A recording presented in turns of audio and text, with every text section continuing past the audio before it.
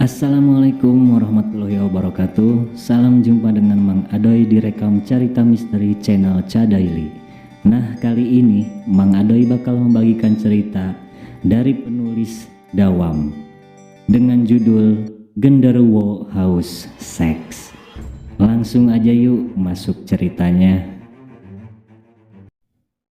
Suatu ketika Ki Permana sedang mencari kayu di hutan tak jauh dari gubuknya. Manakala menjelang sore hari, Ki Permana pun pulang. Didapatinya si istri sedang bermain asmara dengan orang yang mirip dengannya. Bentuk tubuh, wajah, tingkah laku, pakaian yang dikenakan, semuanya sama persis dengan dirinya. Tentu saja si istri kaget. Kok ada dua orang laki-laki yang 100% mirip? Terus suami asli yang mana? Batin si istri. Istri Ki Permana bertambah bingung manakala keduanya mengaku sebagai Ki Permana yang sesungguhnya. Singkat cerita, kedua Permana itu pun sepakat adu kesaktian untuk membuktikan bahwa yang menang itulah yang asli. Setelah adu fisik yang cukup melelahkan, Ki Permana asli malah kalah. Dia pun lantas mengadu pada Prabu Anglingdarma. Raja yang waskita itu pun tahu bahwa justru Permana yang kalah bertanding itulah yang asli. Istri Ki Permana lantas diberitahu tentang siapa Permana yang satunya lagi. Akhirnya si istri tahu bahwa dirinya telah berulang kali berhubungan mesra dengan sosok Permana palsu.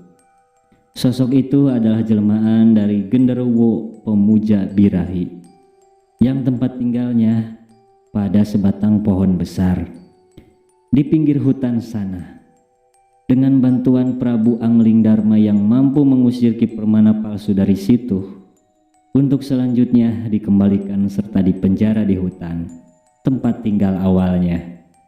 Ini dilakukan agar Genderuwo usil itu tidak lagi mengganggu istri orang. Kejadian yang tak jauh berbeda dengan cerita di atas muncul di sebuah desa yang masuk wilayah kecamatan Boyolangu, Kabupaten Tulung Agung, Jawa Timur. Seorang perempuan, sebut saja Minah, warga desa itu didesas-desuskan memiliki hubungan asmara dengan bangsa Genderuwo yang setiap datang ke rumah wanita tadi bisa mengubah wujud sebagai seorang pria gagah sepadan dengan keinginan Minah. Hampir setiap malam, laki-laki jelmaan bangsa halus itu pun menyambangi tempat tinggal Minah. Keduanya memadu kasih sebagai layaknya manusia biasa. Minah bukan tidak menyadari akan hal ini. Dia sadar betul dengan siapa dirinya berasik-asik.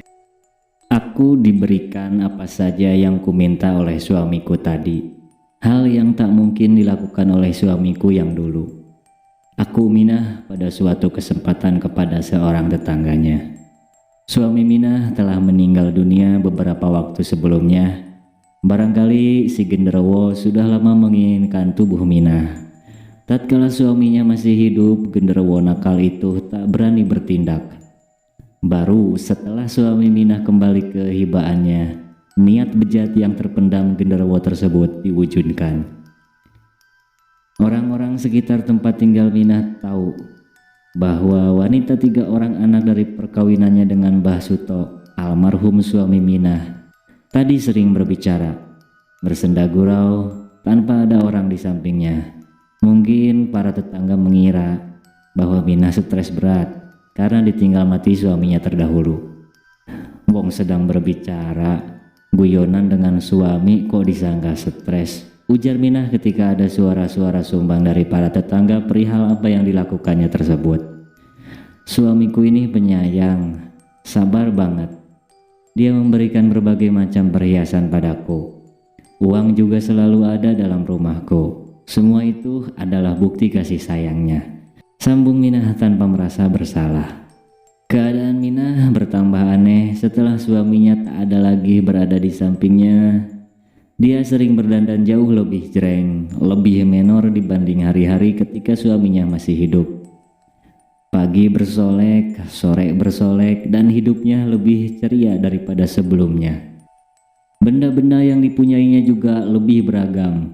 Pakaiannya lebih bagus, senyumnya di kulum selalu memancar dari balik bibir mungil yang dianugerahkan oleh Yang Maha Kuasa kepadanya.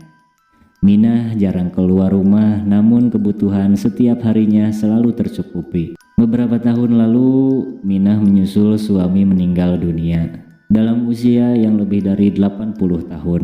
Semua harta miliknya diberikan kepada anak perempuannya yang bernama Manun. Manun yang menerima durian runtuh dari orang tua wanitanya ini juga memperoleh warisan bentuk lain. Kemudian kabar burung pun muncul tentang hubungan cinta antara Manun dengan laki-laki mantan suami orang tua yang melahirkannya tadi. Manun harus rela melayani nafsu seks bekas teman kencan ibunya. Perempuan bertubuh kerempeng, wajah oval, kulit bersih itu mendapat harta sekaligus sekebagian cipratan kekasih gelap dari makhluk dunia astral. Sejak remaja hingga usia lebih 60 tahun, Manun tidak pernah menjalin kasih dengan pria lain sepantarannya. Mustahil Manun punya pacar atau suami, mas, kata seorang teman. Manun kan wanita normal, omong kosong bila tak pernah jatuh cinta pada pria lawan jenisnya, sergahku. Teman tadi hanya tersenyum tipis-tipis. Jatuh cinta dengan seorang pria tentu saja pernah, mungkin. Namun rasa cinta Manun dipaksa kalah, kemudian menghilang seketika dari memori pikiran Manun bila ketemu dengan pacar gaibnya, imbuh temanku tadi. Kekasih gaib? Apa maksudmu? Tanyaku, jelas penasaran. Manun itu menjadi istri simpanan bangsa lain. Papar si teman tadi dengan wajah tidak sedang bersenda gurau. Bangsa lain? Memang ada? Jelas ada. Mungkin apa yang kukatakan akan disangkal banyak orang. Orang-orang itu menyangka aku sudah tak waras. Sama gilanya dengan orang sinting yang keluyuran tak tahu arah di jalan-jalan. Terserah apa kata mereka. Yang jelas aku yakin tentang adanya bangsa jin yang menyukai bangsa manusia, tanda si teman. Manun jadi gendakan genderuwo seperti almarhumah ibunya. Teman itu hanya mengangguk pelan. Tak mau berdebat bila ujung-ujungnya malah menghilangkan keakraban bersama yang telah terbina cukup lama. Akhirnya paham dengan kegigihan teman tadi mempertahankan argumentasinya. Buktinya Manun memang tak butuh calon suami sama sekali. Hal yang sebetulnya menyalahi kodrat, menyimpang dari kewajaran. Bila memang sudah menjadi pilihan, kenapa kita mesti ribut? Tak usah gusar. Toh setiap pilihan yang dikehendaki seseorang pasti ada konsekuensi yang harus ditanggungnya, baik semasa hidup, di alam dunia, maupun di akhirat kelak. Sambung teman tadi. Boleh jadi teman tadi sungguh tidak salah. Nyatanya Manun bisa hidup wajar, dalam arti dia tidak perlu suami yang mendampinginya. Mungkin keperluan biologisnya sudah tersalurkan dengan leluasa dengan pria dari dunia berbeda tadi. Seperti yang selalu menjadi topik perbincangan hangat dari orang-orang sekitar tempat tinggalnya. Manun juga jarang kerja di luar rumah, selain pergi ke pasar setiap pagi untuk menjual hasil kebun seputar rumahnya seperti bayam, kenikir, kangkung, serta berbagai macam hasil kebun miliknya, terutama yang ada kaitannya dengan keperluan dapur. Tidak perlu kerja keras, tapi hidup sudah lumayan bahagia. Konon harta serta perhiasan miliknya cukup banyak. Warisan dari ibunya maupun barang baru pemberian dari suaminya tadi. Apa yang dipunyainya jauh lebih menonjol, lebih banyak kalau dibanding dengan mereka yang bermukim di kiri kanan rumahnya. Apa yang terhampar di atas bumi, di bawah kolong langit, serta di mana yang Maha Esa diciptakan, tak ada yang bisa menolak takdir. Manun juga salah satu makhluk lemah yang tak mungkin menentang kehendaknya. Wanita lajang itu pada hari Minggu 22 November silam telah pergi ke alam baka menyusul ibu bapaknya dengan cara yang mungkin muskil lebih keluar dari biasanya. Dia mati saat sedang buang air besar di dalam rumahnya sendiri. Manun memang hidup menyendiri.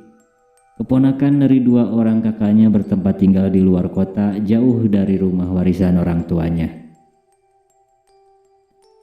Jasad Manun diketahui dalam keadaan membusuk, disinyalir dia telah meninggal 4 atau 5 hari sebelumnya.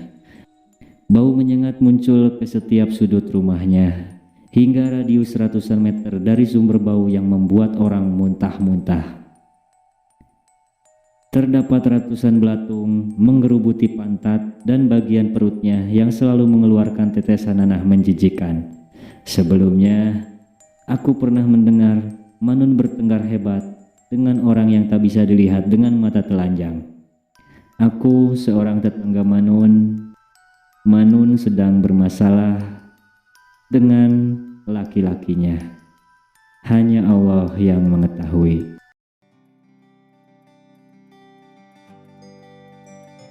Demikian kisah kali ini. Mang Adoy pamit diri. Terima kasih sudah menyimak cerita ini. Terima kasih buat penulisnya. Sampai jumpa di kisah-kisah lainnya.